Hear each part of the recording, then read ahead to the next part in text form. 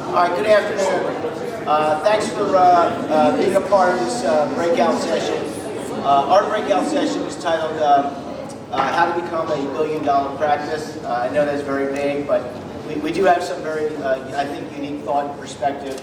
Got a really good panel here today. I'm going to give each of them a 90-second commercial on who they are. But to the left of me, it's Laura Cavillo, and then, of course, Craig Smeal, Rob Baldwin, excuse me, and then Alex David. But really good group of talent. We would like to have some Q&A dialogue. So as our conversation's going on, just again, reach out to us, raise your hand, whatever. I'm happy to keep things going. But let me start with Laura, and have her give a quick 90-second commercial on who she is and a little bit about her background. So Laura. No. How's my volume back there? Okay, so my name is Laura Cavillo. I'm one of the senior portfolio managers with Breaker Capital. I work with only high net worth, ultra high net worth institutional investors. So at Breaker Capital, we're a TAMP. We work individually with financial advisors. They bring us their clients. We manage the assets of their clients. I think what's great about that is I really get to see different advisors' practices. Work with advisors who have $50 million under management, and I work with advisors who have $2.5 to $3 billion under management. And it's been a really interesting opportunity to watch these different advisors, see what they do, how they manage their practice, how they build their book in order to get to where they are. My background, I have my master's in statistics. I'm a CFP charter holder. I've been in this business for about 20 years. I've done a bunch of different things. Most recently is as a portfolio manager. So I'm really looking forward to this conversation. Happy to answer questions. If you can't hear me, you can always flag me and say that you can't. I will do my best to distract as well as possible. Thanks, Laura. I normally, when I'm speaking to you, normally welcome Greg? Craig Smeal. I live in Charlotte. I really got started in business as a rookie stockbroker back in 1988 with being first to join Merrill Lynch in DC. Shortly thereafter was a $1 million producer for a number of years with Merrill.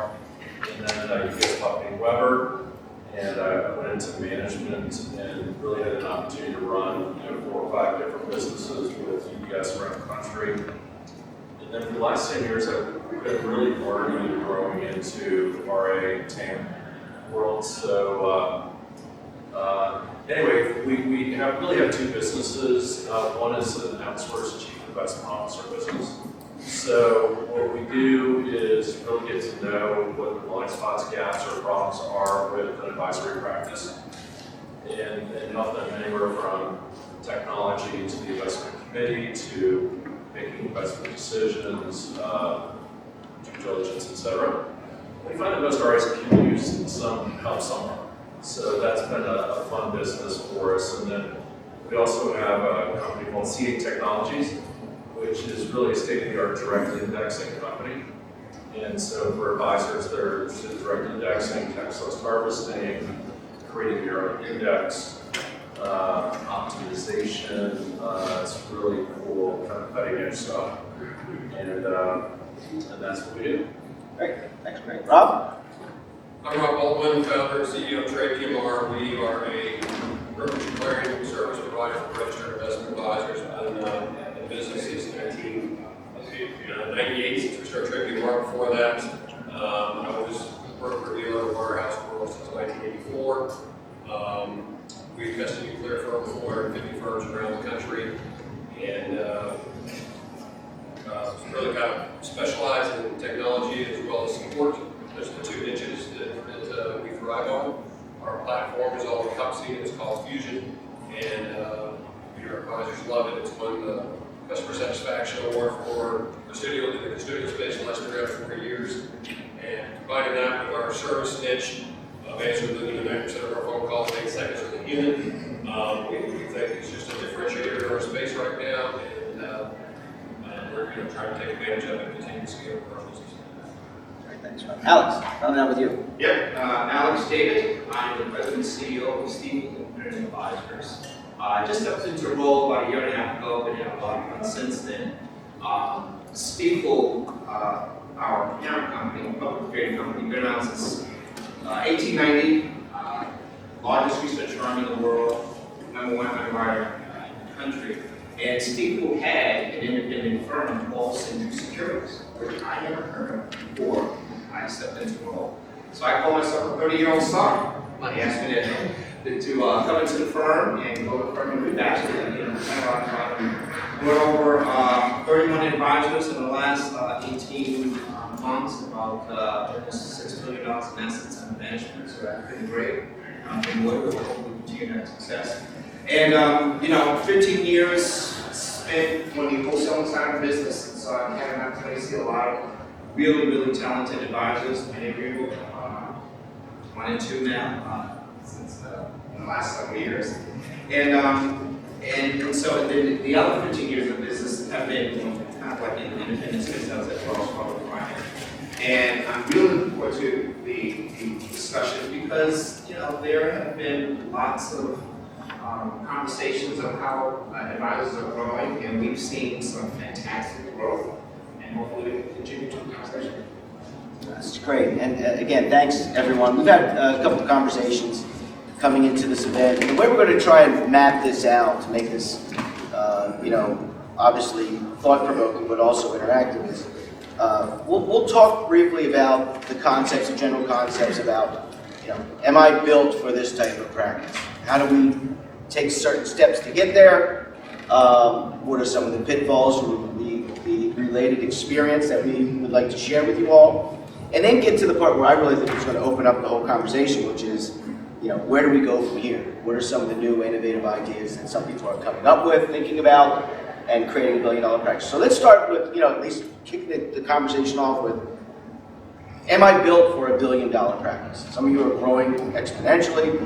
You might have some thoughts or concern, but Rob, I'd like to start with you. You and I chatted for a longer period of time, actually, because we've had a couple calls, but what were some of the key concepts and thoughts you thought are brought up on our conversation about how do you have to take into consideration, am I built for this? What you think? Well, I think you have to analyze your core structure of your organization and understand that, number one, if you're about to scale, you're about to grow your business, what pieces have you put in place to make sure you're organized, you're structured, you've got the right team to support it, to answer questions, and to grow your business? Because you first of all have to identify, who am I going after? What kind of customers am I trying to see? And how am I going to reach that customer with a residual message that's going to continue to try to attract them? And, I think that's where most people fail in this business. Just literally right out of the gate of who I want to serve, who's my target audience. Because I don't think sometimes this is as hard as we try to make it look like. We look at marketing, we look at our sales efforts, and we get all tied up in little bitty, campaigns and so forth, without sticking to a plan and developing a plan and operating that plan for a longer period of time. You look at this business today, you look at some of the RAs that are really thriving. I mean, you can name the biggest RA in America, and I don't have to say his name, you guys know who it is, right? I mean, he targets every single client in America with $500,000 a year. You guys get his mail. Well, you get the information, you see it, you see what he's doing. Well, guess what? I mean, he's targeting clients in your area, and yet you're in your area. And I don't even see most advisors even targeting those clients in their area. Well, that's a real shame, because that's a real beginning spot to hit a home run. It's just to target a group of clients that you can identify and say, that's what I'm after. That's the wealth aspect that I'm looking for. And I'm going to target that client over and over again with my messaging in every way possible. And you can develop that and continue, as these guys will elaborate more and more on how to do that. But the first thing is just identify that core who you're after, and then develop a campaign that you know is going to reach out and touch those people over and over again with your message, who you are, and what you're about, so that you can figure out, and the client can figure out, is there a mutual admiration for both parties that says, I want to do this. Laura, you and I were talking about infrastructure, role delineation. I'm not going to segue over into that conversation. Sure. Yeah, and I think this ties well with what you were talking about. I mean, it's really important to think about your practice. If you're a $150 million practice, you're managing assets, you're dealing with those clients. If you're $1 billion business, you're a business. You have a totally different perspective and a thought kind of how you're actually running that. You're no longer just the head financial advisor. You're now the CEO. And so you really need to think about the structure of your company. And I think you spoke to this briefly, but thinking about, maybe you're no longer focusing on dealing with individual clients, but you're running the business thinking about strategies in order to grow it.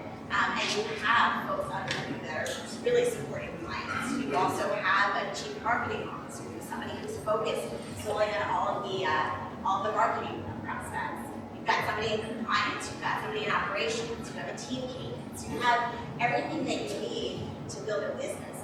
It's no longer just an investment advisory practice, right? It really is a business, because ultimately, I assume the goal is to sell it.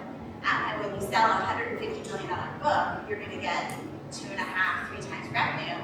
When you sell $1 billion or $2 billion business, you're going to get a lot more. So really, I think shifting your view of what you're doing on a day-to-day basis and what your role is as the advisor, I think is really important. And Alex, yeah, I was going to say, I like the comment you made at the beginning about being a 30-year-old startup. Talk about how the billion-dollar advisor looks today versus maybe 10 years ago. There was a lot of It is interesting because you have a number of like business level practices. I mean, there's so many iterations of like a billion-dollar book of business, and sometimes it's just like one lead advisor, and then you have a whole staff of folks underneath. Sometimes you have someone who's running a business development person, the CIO, and so there's all these iterations. Here's something that's really interesting. I have found the best billion-dollar businesses, or the best businesses that tend to be $1 billion worth, they have this elite service model that I think a few of our speakers spoke about this morning. And it is, to me, that's one of the most important pieces. I'll give you an example. So I had this brilliant idea one day to own a restaurant. Just what a fantastic investment idea, right? This is the best idea ever. And it was in Jersey City. And our first day, we had advertised so much. Our first day, we had the bottom of an office building, and we had folks. It's kind of like a Panera Bread, if you will, for Amazon Cafe. And the first day, we had folks lined up out the door to the sidewalk, and then folks lined up out the door to the building, the office building. And so it sounds like a fantastic first day. It's horrible, because we didn't have enough staff. And so folks were like, I can't stand online for 20 minutes just to get a bagel or a smoothie, and so they left. And so the reason I bring that example up is I think one of the most critical pieces of this whole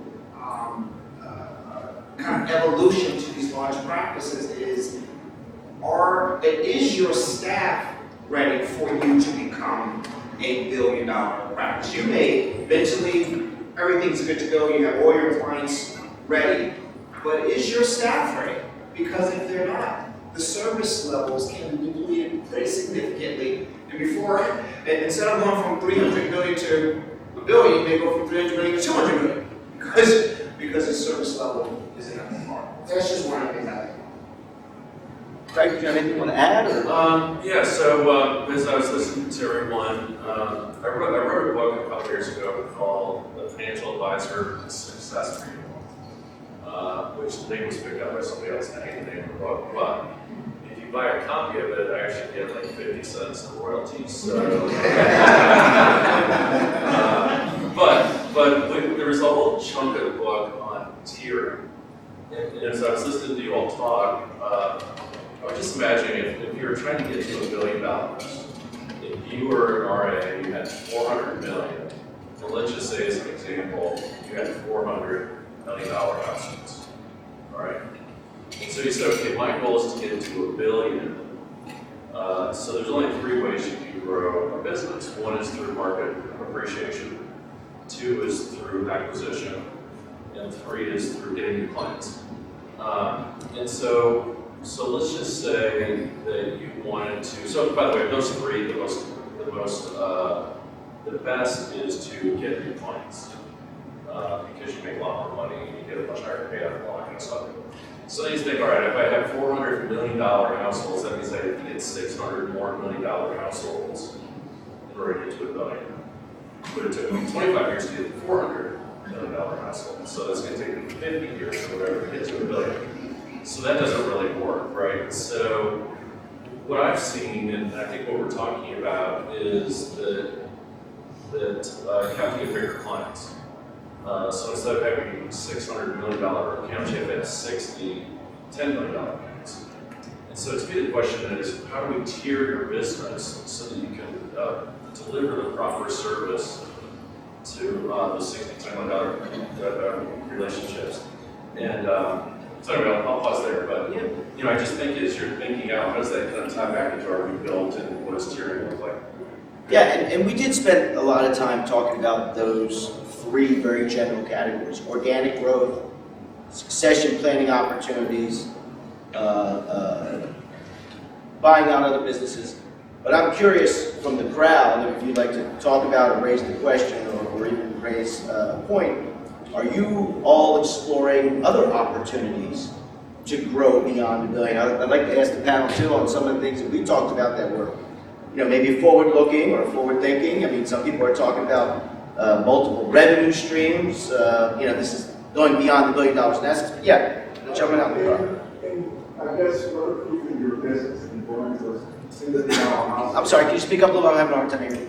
Well, I'm talking about weatherproofing his business. Weatherproofing? So he's going 400 clients of $1 million lease to basically $10 million clients. Yeah. And a lot less people talk to. So my thought is, okay, it makes sense, time management of the whole process. But then I said to myself, well, if I lose a $10 million client, that's going to be kind of a real hit to my bottom line. If I lose a $1 million client, I'll say, okay, next. So give me your thoughts around that. We all lose clients. Well, I think there's two things you should, I think these are important points. One is that every year you should get a new best client. I was talking to RA here in New York the other day, their biggest client used to have about 200 million with that firm. And I was talking to him the other day, he says, we now have a new client that's our biggest client. And so I say, congratulations, you now have a new #1 client. But to the second point, yeah, you're always going to risk losing that #1 client, whether they have $1 million or $100 million. And I think that's just the nature of the business. And so I think people often will say, I don't like having one really big important client, regardless of what the business is, because I can lose that client and then look what would happen. So I think there are ways, though, that you can create stickier clients. You know, some of the things go back to like servicing or having the appropriate service model for clients. But then also for those larger clients, they need different things, right? You're going to have to be able to offer them securities-backed line of credit. You're going to have to start trust services. They may need, you know, accounting or tax services. I mean, so you're either going to have a bench of that, or you're going to have relationships with providers, so that you can really offer all of those things to clients. Because, you know, a $10 million client, it's not a huge client, but they're definitely going to need a few things that'll help create a stickier relationship. And then you're having a holistic conversation with them. You're talking to them about buying them a home. You're providing them with financing. So you're really having a much broader conversation, and that creates stickier assets. To your point, you know, no client is safe, right? You're never going to always keep your clients, but you know, my experience is if you have these really deep relationships and are offering them more than just investments, you're able to really hold on to those relationships. Yeah, and I think that's critical, but you may not be able to do that internally. So you've got to have affiliations with professionals in your community in order to provide that out. And you can still do that, build those relationships, have joint meetings together, be involved with the client's life all the way 360 across the board, using outside professionals, we're getting paid to do their portion of the business, and still, you know, start and scale and grow. You know, maybe you end up 10 years from now with an attorney on staff, a CPA on staff, and so forth, as you get to $10 million, whatever that magic number is for you. But doesn't mean you can't do it with, you know, making sure you have the right relationships around you, the right partnerships with various parties, because there's accountants and attorneys, and they're all looking for good partnerships that are beneficial there. And if you can build that team that you can trust and grow with, then, you know, that's a great resource to begin with, without having to carry the overhead and HR and all those expensive aspects. Now, we had a great presentation this morning by Joe, who talked about succession planning. He made it very personal. He talked about his process, but he specifically said, and I remember something that he said, which was, I did this purely on organic growth methodology. And there's something to be said about having a very unique strategy and then having multiple lines in the water. Yeah, I want to get every succession plan opportunity, I want to have every acquisition opportunity. Alex, talk about some of the dangers and pitfalls of trying to have too many strategies going on at once. And maybe we should be a little more focused. Maybe we shouldn't try to be, you know, everything to get to that billion. Maybe a little more focused. Yeah, so what's interesting is I've had an opportunity to help several advisors partner up, get married. I probably have had the equal amount of opportunity to help advisors divorce, which is just like sometimes just like a regular divorce. It can get really nasty and ugly and it's not fun and it can get highly expensive.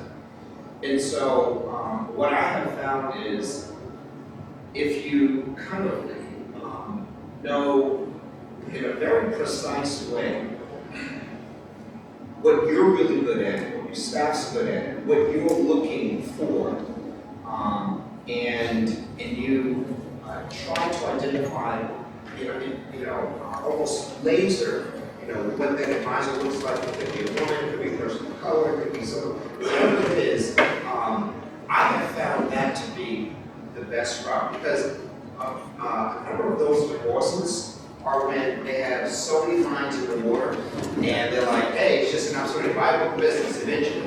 Or, and it's kind of, I guess I'm going to say this in a pejorative way, it is kind of all over the place. And they're like, I'm just looking for assets versus, no, I'm looking for a specific partner to accomplish this, this, and that.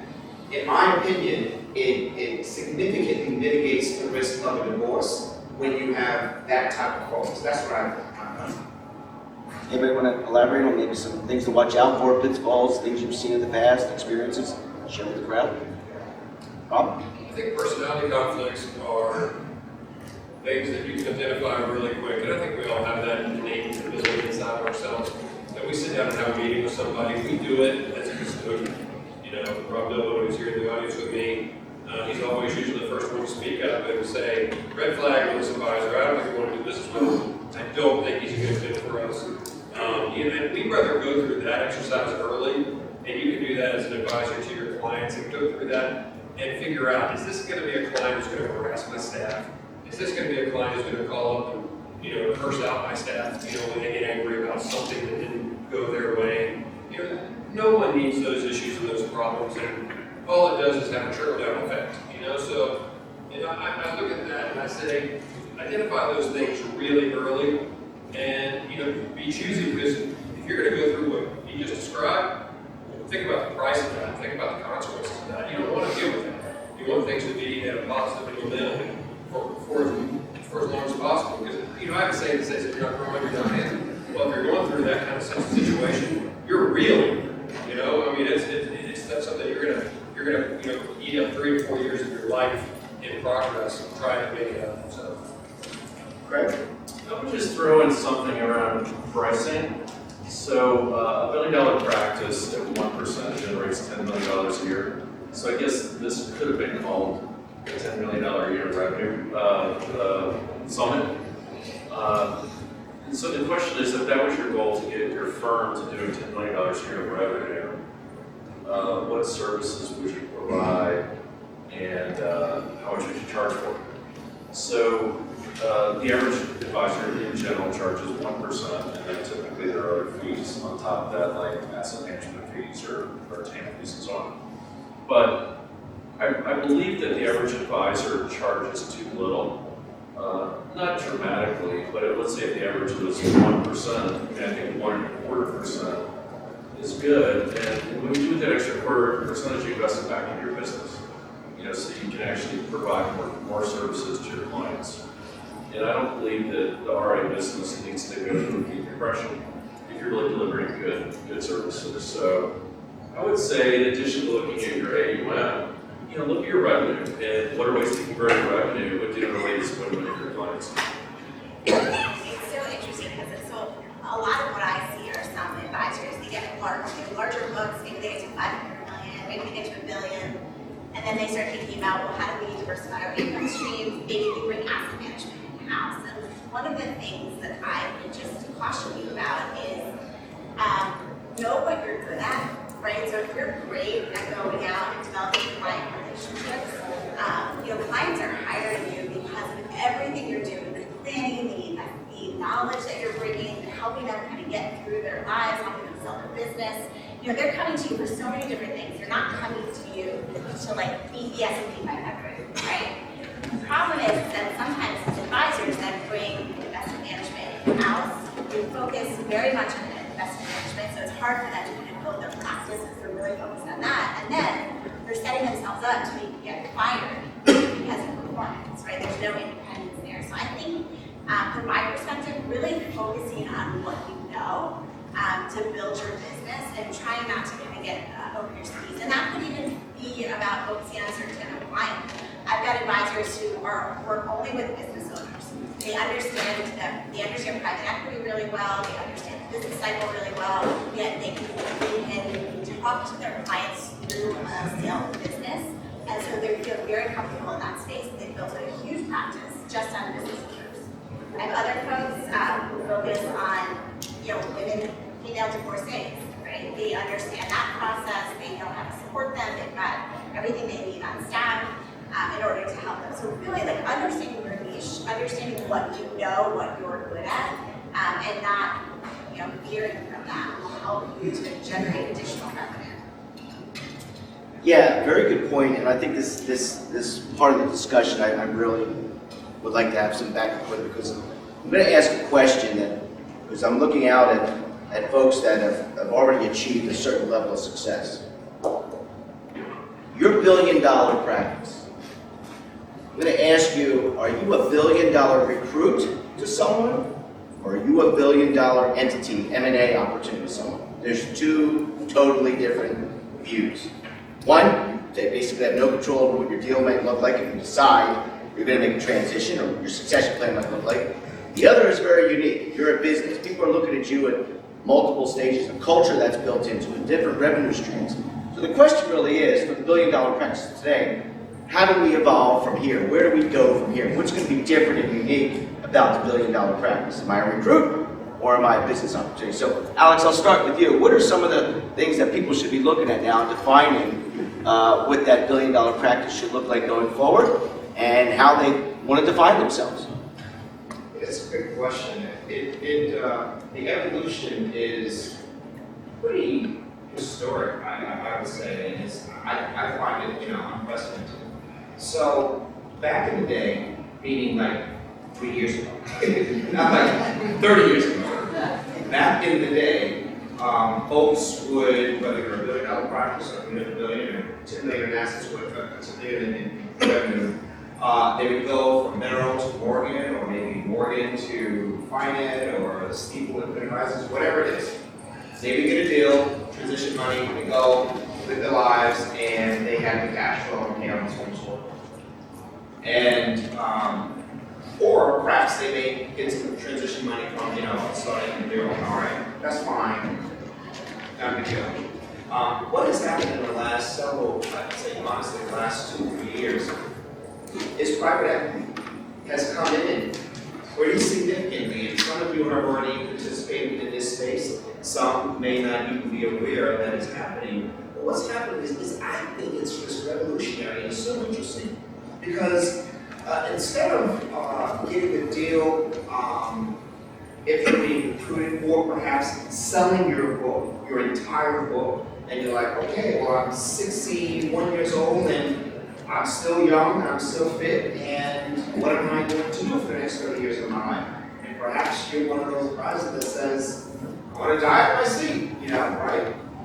Well, with this private equity, they are now purchasing maybe only 10% of your business, 10% of your cash flow. I mean, it's a really interesting, revolutionary thing that's happening, whereby I was talking to one of our advisors, and it could be a perfect opportunity for, mother-daughter opportunity, where it's like, wow, my daughter really can't afford to buy my own business. There's some cash infusion that comes into play, and I don't need to sell my entire book. And yes, I don't know so long. So I do believe that it's a very interesting space that we're in, where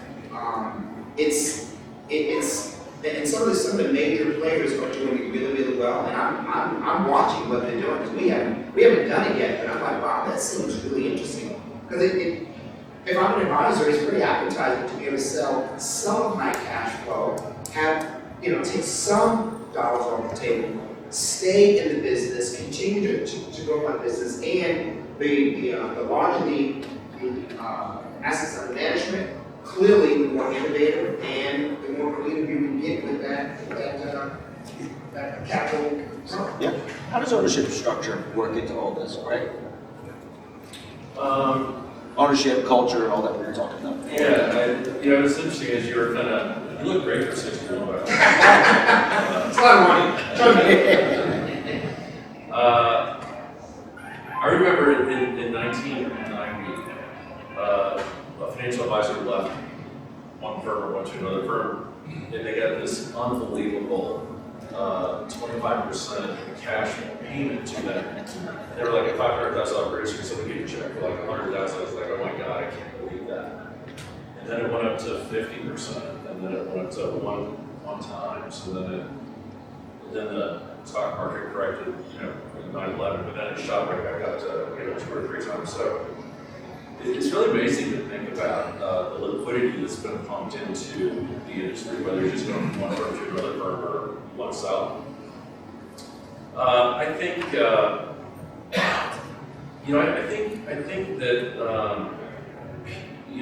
one of the speakers mentioned this earlier today, I totally believe it. I think if you're working for an entrepreneurial firm, you want to feel like you own part of the firm. If you're working for Merrill Lynch, you don't necessarily expect to own part of Bank of America other than 1,000 shares or something like that. But the beauty of being an entrepreneur is you're going to work harder, you're going to take more risks, you're going to own some of the company. And so I think it's really important that the owner or whoever owns the majority interest figures out a way to spread that out, because it makes the firm better. And one person owning too much of it just based on what I see, is usually not the right ingredient, because the people that don't own anything or very little tend to get a little struggled. So anyway, I would be transparent and make it incentive-based and get everybody involved. Yeah, I think we all need to wake up to one thing. We're in a roll-up world. When I first started as an RIA, to me, $100 million practice was the 1%. Today, $1 billion doesn't even qualify for the 1%. So roll-ups are going to continue to happen, buyouts, investments are going to be made. So how do you look at it? If you're a $250, $400 million firm, you're trying to say, how am I going to build all the things I need that we're describing up here to take care of the wealthier clients that I know are going to demand more and more services I can't provide? Well, there are solutions everywhere today for that. And Alex alluded to it.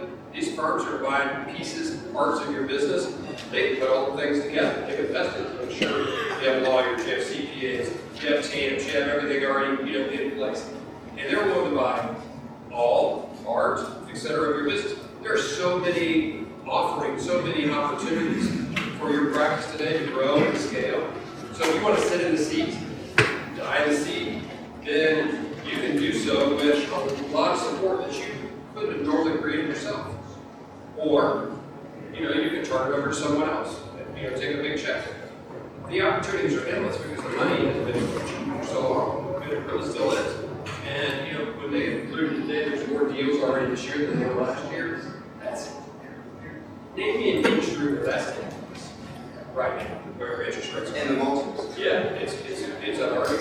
So I think everything is there to grow and scale to where truthfully the excuses are off. Because there's just too many opportunities, and if you don't know who these partners are, then you need to be asking everybody in the room, who's gone through some of these situations. Some of the speakers who have spoken earlier today and told you some of their stories. And you can even ask them, I think, like, who else did you interview? Who else did you talk to? Because you got to find the right fit for you, and I think that's a key. You need to be a custodian.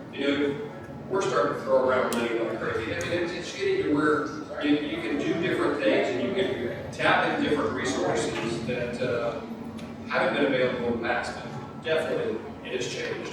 Which means 5 years from now, we're all going to be looking at a whole different world of who is a part of who, and how much equity have you sold, and how big is your practice? Because you're not going to be able to see guys with 50 and 75 and $100 million anymore. It's just going to be, that's going to be an adverse group. Anything to add? Yeah, I mean, I think the only thing I would add is just like, you talk to your clients around goals, like know what you want, right? Know whether you want to die in your seat, know whether you want to scale a big business and then sell it to a larger firm. One of my advisors, she manages about $150 million. She has a handful of clients, so they're very large clients, all Southern California kind of entertainment space. And, she's kind of sitting there, she's 70 years old, and she's like, I feel like I could just do this forever. She's like, I don't want to sell my book for 2.5 times, it doesn't seem like it's worth it. I could just work for the next 10 years. But there's so much money right now being thrown at her, 6 times, 7 times revenue, and that's very compelling for her. So I think it's really about understanding, who you are, what you want, and as everyone has said, there are resources for you to help you get there. It's just a matter of really focusing on whatever that goal is. So I'm interested also to hear from you all. I mean, when you think about looking forward, your practice, many of you are no longer lead FAs, you're now CEOs. You're thinking about what I just talked about earlier. You're not looking, you're seeing yourself as a recruiter, you're seeing yourself as a potential merger and acquisition opportunity, business opportunity. What's on your, what would you like to hear more about? Yes, sir. Yes, we talked about $10 million revenue, we talked about $1 billion practice, offering all the different solutions to our city assets. I don't know if it's segue to this part of the Q&A, but the challenge I find is, or maybe you can tell us, what is the impactful team? And what I mean by that is the infrastructure of the team. Do you find it's one senior partner and then it just sprinkles down? Do you find it's flat leadership where there's a few founders and then it sprinkles down? As clients grow their assets, do they meet with different people as they hit different tiers at the US level?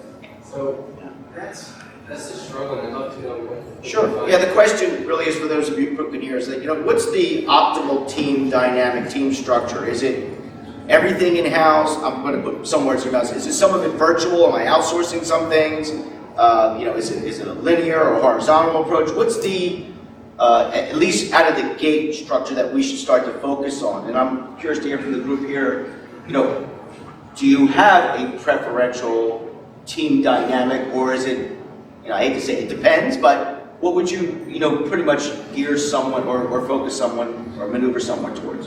So I'll tell you, I do know a number of very large advisors, and it's one person, and they have the entire team under them, and they're very, very successful.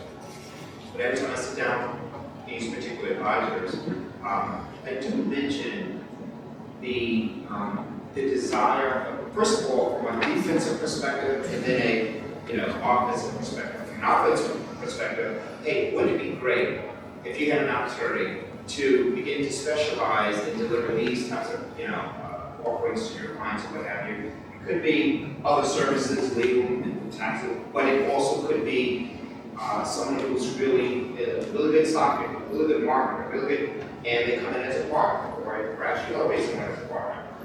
From an offensive perspective, from a defensive perspective, some of you may be aware, but not. I know many of you are RAs, so you may not have been aware of this. FINRA sent us a notice around succession planning. And they said, hey, 2023, when you come and do your audit, we just want to give you a heads up. You may want to start looking at succession planning for your advisors. And to me, they're saying, it's not a suggestion. I'm certain that when they come and they do the audit, they will say, tell us all about the succession program that you have in place.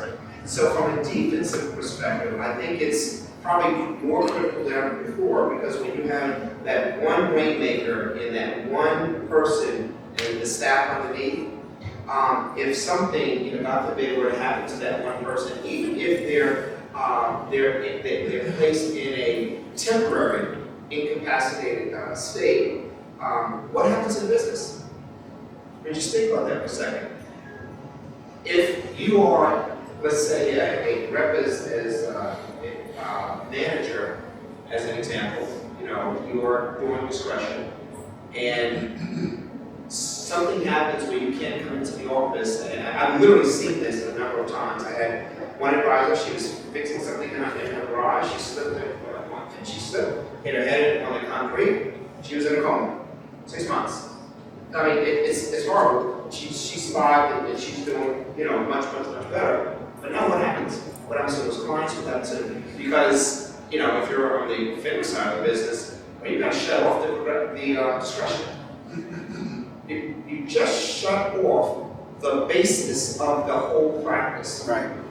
And so from a defensive and offensive, I have found it to be, it's a long answer, optimally, where you have at least another partner that can step in and perhaps even some. Sorry for That's okay. So, Rob, do you want to go to both linears a little bit more? And I'm going to cut to the chase, so I'll explain to you in detail. I'm going to get all of you to look in the mirror, and right now I'm going to give you all $10 million. Would you hire yourself? Would you hire a one-person firm? And that should define everything to you. Because who would you want running your money in case? Would it be the team you've built right now? So when I look and you answer that question, that's what I would look at. So if I'm looking for a $10 million client, I know that that's probably not somebody who's going to come to me as a single practitioner and say, I trust you with my entire net worth. You know what they do give you? Seed money. So, that's where practices can be built, and that's how practice can get started, but it's not where you're going to end up attracting the super wealthy client who's going to say, here's all my net worth. It happens in the professional warehouses because people know you have a backbone behind you. But when you're a sole practitioner in the RA space, and you really want to go after wealthy clients and want to build a $1 billion practice, I think you got to have succession as a full disclosure of what's going to happen in order to attract wealthy clients. Greg? As these guys were talking, I was thinking about two kind of real life examples of firms that have about $1.5 million. One has like one very strong leader, and the other has a leader, but 5 or 6 other partners. And they both grow at about the same rate. But as it turned out, the one with the really strong leader seems like it's got much better long-term prospects. Whereas the other one lost a couple of people, and the firm seems to be just breaking apart. And so I think it says something that there should be a split of ownership. But I think you need to have, whether it's one person or 2 people, that really kind of keep it all together. And then the reason succession is so important is if the wrong person comes in to buy it or take it over or whatever, it'll just break apart. So, Yeah, I think all of this is accurate. The only thing I would add is, from my experience, the best firms, the ones that have grown the most, are people with a small leadership structure. So 1 or 2 leaders. Everyone has ownership, right? You can buy into the firm, you have the ability to own. I think that's really important. Because ultimately, when you're running a business, it can't be everyone's opinion, right? You have to have clear guidelines. You have to have the service providers that you work with. You have to know, which managers you guys are going to use or whatever it is. But there has to be some really strong leadership at the top. And having an executive committee can help because then you can have input from different areas of the firm. But ultimately, a smaller group I think is important. I would say this too, and I'm just gonna add one little piece of information. When it comes to that $1 billion practice, we're all probably thinking in our heads, it can come in all shapes and sizes, and I think that's a very good input and perspective on that. I would just say this: someone on the team, and if it's the CEO or the leader, whatever we want to designate that person, needs to be responsible to define and own the culture of the whole team. Everything else can happen. You can measure success in a million different ways. If the culture is not defined and accepted and embraced by everyone, you're right, we'll have divorces, we'll have problems in overall just dynamic and team execution. Culture has to be embraced and such an important factor. And I don't know, again, if it's something that all great people are defining, looking at, and making it a meaningful part of the overall practice, but that's something I think should be at the top of the list, and everything else will happen. Anything else? Yes, ma'am, back. This is a little bit of a follow-up question. There's been a lot of discussion around like the business owner mindset. So if you see yourself as a lead advisor looking to grow your team, help more people, what specific resources are out there to help change your mindset from this lead advisor to business owner, being a good team leader, building culture? Is it vendors, management course? Like what specific things that are allowing that growth to continue to happen? Sure, and we got 5 minutes, so we're going to try and fly through the panel and ask questions. Thank you for that, Laura. I'll let you start. What sorts of resources? I mean, I think it's your network too. I think talking to other business owners, other folks who have been there before you. So it depends on where you're situated. If you're in like an independent RIA or wherever you're situated, finding other people who've done it before to help kind of guide you. I would also say, there's consultants out there that can help if you want to pay for a consultant to help you think about a business plan and like structuring that. And then your service providers. I know some of the things that we've done is consulting with some of our advisors on how to grow their practice, networking, figuring out how they want to do it, whether it's through acquisition or through focusing on a particular type of client. So it's really reaching out to your network and finding the right fit for you. I mean, generally answer, but Greg, any food for thought? It's a great question. I think it's a tough answer, but I think that if I was going to one place, I'd go to the custodians, like you and or broker dealer, and say, all right, what do I need to bring onto my team to be successful? So, Practice management and coaching are the two areas that I'd reach out and find somebody who understood your space, who you do business with, who you interact with, has been there, done that, and see if you can hire them as a consultant or your practice manager or coaching to kind of be your rebound, the person you can just bounce ideas off of and consult with ongoing for longer. Yeah, I would say ditto. If you're with an RA, you probably have a custodian that's going to provide practice management. I would probably be the cheapest way to start. Or BD, I'm going to talk my own, we have that. If not, then you're like, no, I'd like to have a little bit more, objective, opinion on it. There are really, really good ones out in the industry that you can hire and be effective. All right, everyone, thank you so much. Appreciate the panel. Appreciate everybody.